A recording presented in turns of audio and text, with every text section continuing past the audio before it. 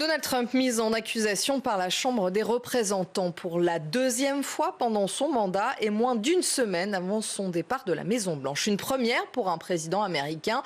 10 élus républicains se sont joints aux démocrates pour l'inculper d'incitation à l'insurrection suite à l'attaque il y a une semaine du Capitole par ses partisans. Ça y est, la procédure de destitution de Donald Trump est donc lancée. Il appartient désormais au Sénat de le juger. Axel May. Les photographes se ruent sur l'acte d'accusation que vient de signer Nancy Pelosi.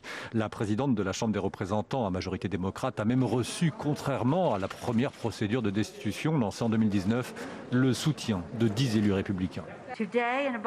Aujourd'hui et de manière bipartisane, la Chambre des représentants a démontré que personne n'est au-dessus de la loi. Pas même le président des États-Unis. Donald Trump représente un danger clair et immédiat pour notre pays. Et une fois de plus, nous honorons notre serment de protéger et de défendre la Constitution des États-Unis. Au total, 232 voix contre 197 se sont prononcées en faveur de la mise en accusation de Donald Trump pour incitation à l'insurrection. Une semaine après l'intrusion violente de certains de ses partisans dans le Capitole, siège de la démocratie américaine.